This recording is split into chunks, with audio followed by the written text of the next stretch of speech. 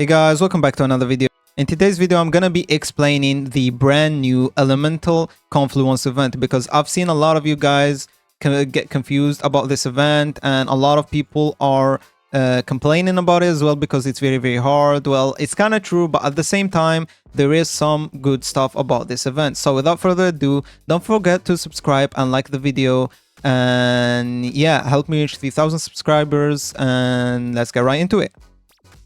Okay, so what is the Elemental Confluence event? The Elemental Confluence event is a bunch of trials, and those trials are elemental specific. So basically, when you select an element right here, right, you're gonna only be able to use units from that element. So if you select the water element, you're gonna only use elements from the water, and you actually have to complete all of those. So it's not like an option of a certain element. You actually have to go through all of these to actually achieve what you need to achieve. What do I need to achieve, you might ask? There is two type of things you can achieve from this event. You can get event coins that can give you a ton of stuff like usual, trait Rerolls, elemental shards, phoenix shards, etc. And you can also complete 2 missions to get exclusive mounts and also this wallpaper right here. So in my opinion, the missions are actually very hard to get. So especially the mount, it's actually really hard to get. But you can get a ton of trait Rerolls from this, even if you are new or even if you struggle a little bit. It's gonna be easy to get a ton of trait Rerolls from this event. Now, let me explain it a little more. So in this event, once you pick the element that you want to play on, you get a bunch of modifier cards right here, and you see something, basically the score. There's the current score right here, which is 0, and if you pick certain modifiers, your score increases. Now this score decides how many event coins you get once you beat the trial, and also it counts onto the total score for the missions. So let's say, for example, you want to get the mount, right? You need to get 2,000, at least 2,000 on each element to get the mount. And you need to get at least 1,500 on each element to get the wallpaper. So that's how hard it is, because it's actually quite hard to get 2,000 on each element to get the mount. But for the trait Rerolls, you actually need 1,200 score in every singular element to get a total of 260 trait Rerolls, because you can get 26 trait Rerolls on each element. So we got 1, 2, 3, 4, 5, 6, 7, 8, 9, 10 elements, and every element gives you 26 trait Rerolls total once you hit 1,200 score on that element. Let's say, for example, I do this, that's 1,200 score.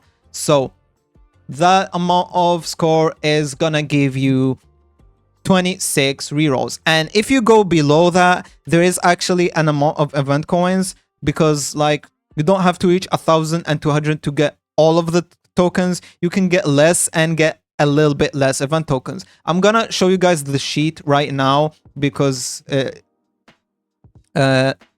basically, there we go. If you actually defeat it with 0 score, so basically nothing bad, basically you just go without picking a singular card, you get 2 event coins. At 100 you get 4, and so on. As you guys can see, it increases by 2 every 100 score increase. So as you guys can see, and once you hit 1,200, you get the total, which is 26. So let's say, for example, you're playing a certain element and you're struggling. You don't have that many good units in that element. You can actually decrease the score and sacrifice like 2 trait Rerolls. Let's say, for example, you can only beat it at 1,000. You're only losing on 2 trait Rerolls, guys. So it's not that bad. Even on like 900, you are losing on 6 trait Rerolls, right? Actually, at 1,000, you lose on 4, sorry, not 2. So you lose on 4 at 1,000, and at 900, you lose on 6, and so on. So it's not that bad, guys, even you struggle, because to be honest, there is certain elements that are very hard to achieve. Some elements are very weak, so you may struggle on completing the trial for them. And for example, for me, it's Blast, because for some reason, all the good blast units I don't have. I don't have Vanguard Gogeta, and there is Passion, I guess, that is kind of hard as well, because there's not that many good Passion units. maybe Spark as well. There's not that many good Spark units as well, I guess. So yeah, there is some elements that are harder than the others. For example, we got Fire. Fire is gonna be a piece of cake because of Escanor. We got Unbound is gonna be easy because of the brand new Vanguard Broly, and so on. So Cosmic, for example, is gonna be easy because of Griffith. Curse could be easy as well because of Sukuna. So yeah, there is a difference between elements. If you struggle on certain elements, you can always decrease the score. And this is literally everything you guys need to know. I mean, I could go through all the elements and show you guys the strategy, but that really doesn't work because everybody has a set amount of units and some of you guys don't have units that others do. So that's just too much work. And there's probably people who are gonna be dropping those either way. So if you want those tutorials, you can search on YouTube. But I made sure to explain it to you guys if you are confused. It's a very good event, even though it's a little difficult, as I said, because you will eventually get a decent amount of rerolls, even if you're not a pro. Just decrease the score. Also, there is one helping card, which is the all units monarch. It will decrease your score, but you will get all monarch units. So let's say, for example, there is a certain element where you have all the meta units from that element, but you don't have a singular monarch on any of them. What you should do is actually pick the all monarch card and pick other strong modifiers to, you know, reach 1,200. So as I said, guys, you need to strategize a little bit on this event because it's a little hard, but trust me, it's gonna be worth it because the rewards are pretty nice. Okay guys, so let me go ahead and explain each card so you guys can understand this completely. So because I know a lot of you guys don't even understand some of those modifiers. So yeah, I already explained this all units monarch card. The enemy HP card is obvious, speed is obvious. Yeah, this is HP, speed. And we got energy drain. So energy drain is a known modifier. I'm sure most of you guys know. Basically, it reduces the attacking's unit damage by 5% per hit, and the maximum is now 70%, so it doesn't decrease damage after it decreases by 70% of the unit's damage anymore. It used to go by until 0%, not anymore. It stops at 70% now, so it can reduce 70% of the unit's damage in total.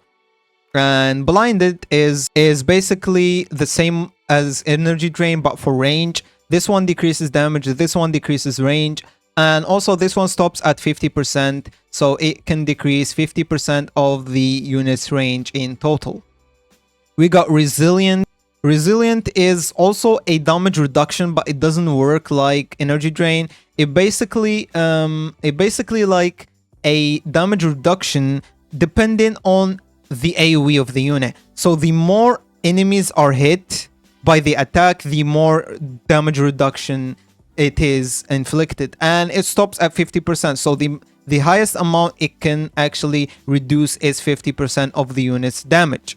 So keep that in mind. This is a resilient card. It's like the web thingy, if you guys remember. The web thing basically is resilient. And we also got solidified. Okay, so where was I? Solidified. I had to actually ask people about this because I was confused a little bit. But it basically becomes immune to damage reduction immunity. It makes the enemies immune to damage reduction immunity that the units usually has. So let's say, for example, Griffith. Part of his passive is actually damage reduction immunity. So the enemies, if they inflict, for example, energy drain on him, it doesn't affect him as much as other units that don't have that passive. With solidified, it cancels that passive out. So this is how I understood it. Maybe I'm wrong. If any of you guys play tourney and know a lot about modifiers, and if you notice I'm wrong, let me know in the comments, but this is how I understood it. Next up, we got the champions modifier. We all know this one. It basically just spawns bosses every 5 waves, or around that. I think it was 5 waves. Revitalize, we also know this one. Revitalize is when you kill an enemy it heals the enemies nearby him. So that's Revitalize. And we got Wormhole as well. Wormhole is basically when a boss doesn't spawn at the start of the map. Basically, it doesn't spawn with the rest of the enemies. It actually spawns in the middle of the map from a wormhole. It was introduced in the Berserker update, if you guys remember.